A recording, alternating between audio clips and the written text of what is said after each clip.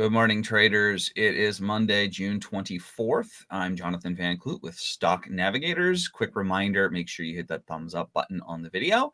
Give us a like on it and subscribe to the channel to be kept up to date on some things that we've got coming up in the future. And also, of course, throw any feedback you have in the comments.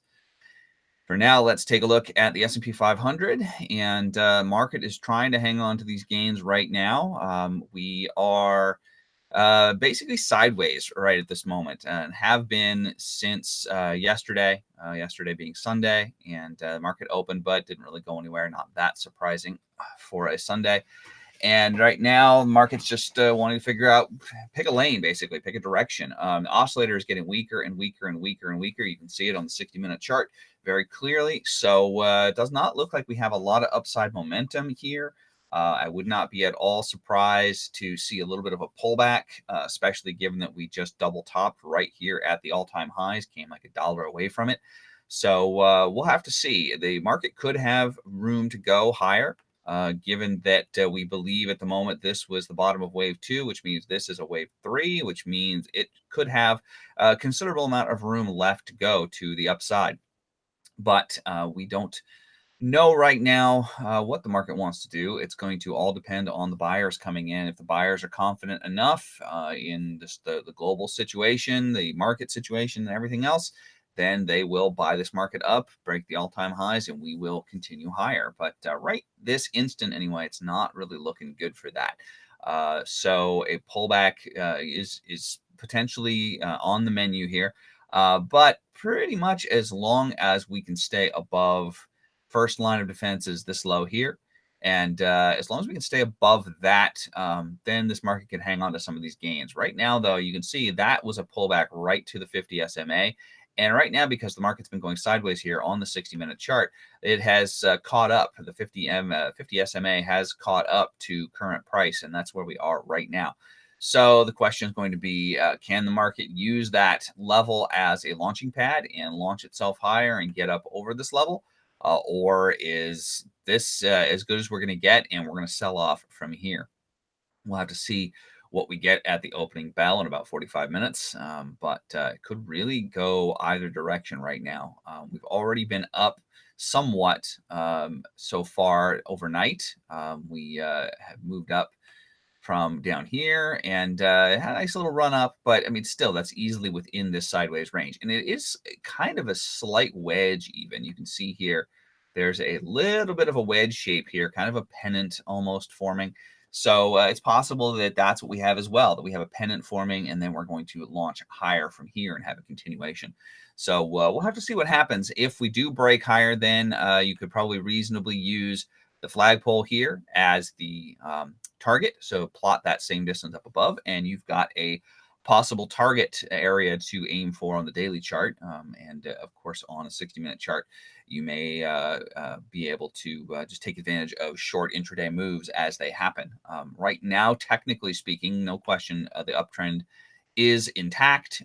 Price, or rather the 13 EMA got up over the 50 SMA a number of days ago, and the 50 SMA is trying to hook around and head upwards. So technically speaking, at the moment, the bulls are still in control. Oscillators above the zero line.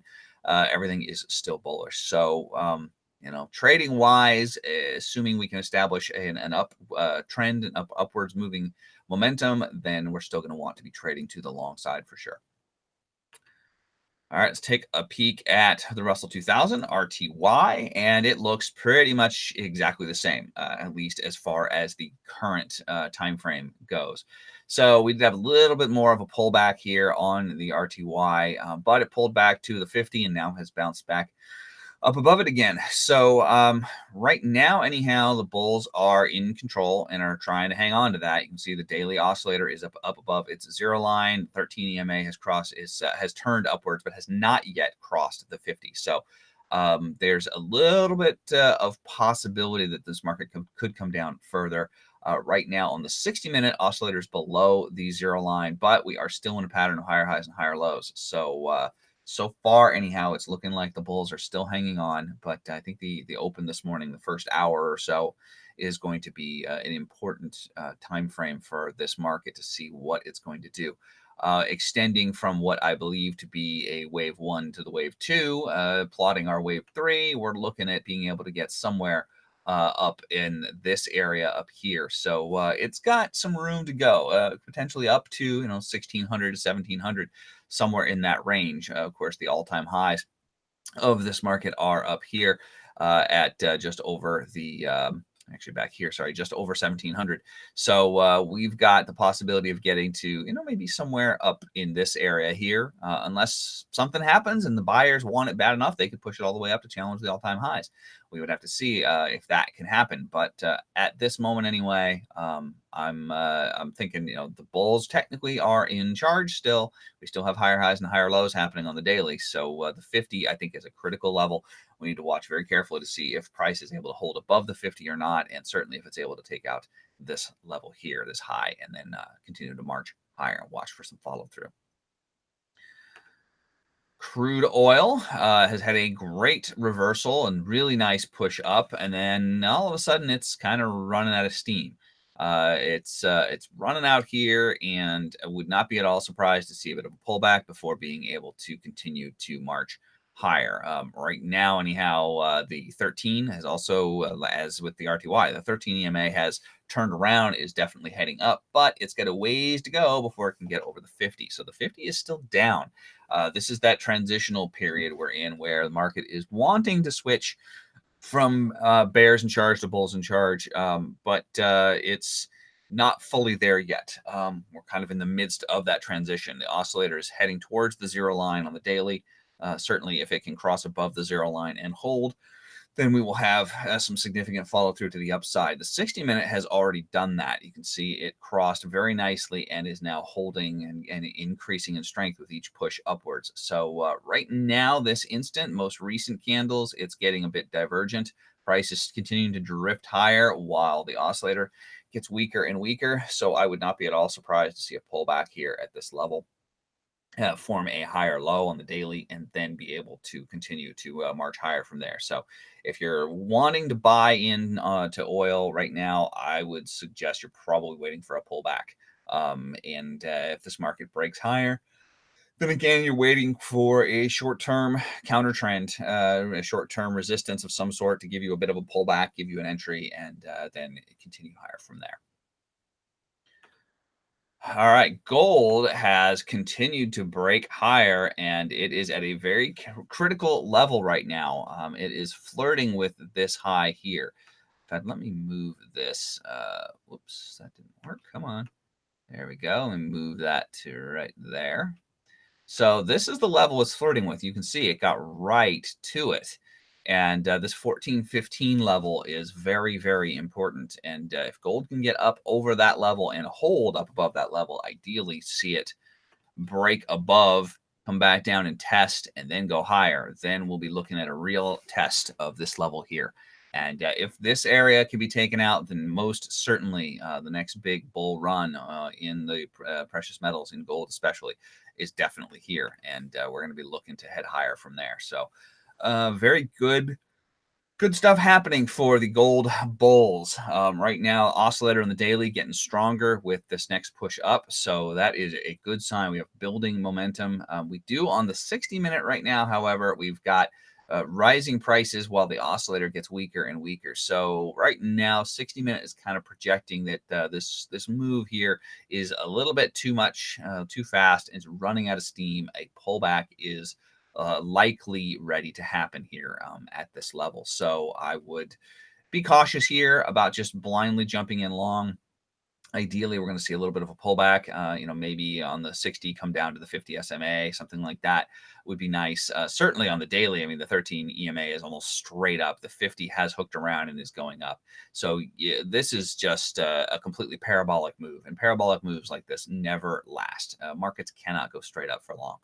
So this is probably going to give us a pullback. That's what I'm looking for. I'm watching for a pullback. And if I was looking to add to my positions in gold or in any gold leveraged product, anything that's leveraged to the price of gold, I'd be wanting to see a pullback and give us a better entry opportunity. So watch for that.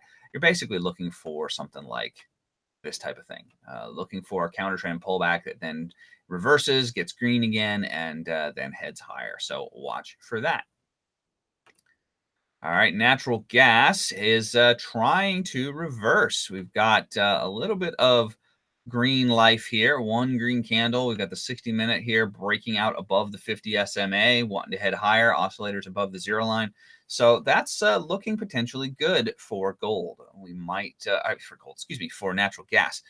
This market might finally be getting ready to head higher, but we are a ways away from having any kind of confirmation of that. This market is still drifting lower right now. We're still in lower lows and lower highs. We do not have confirmation of any change of that yet. So be really cautious.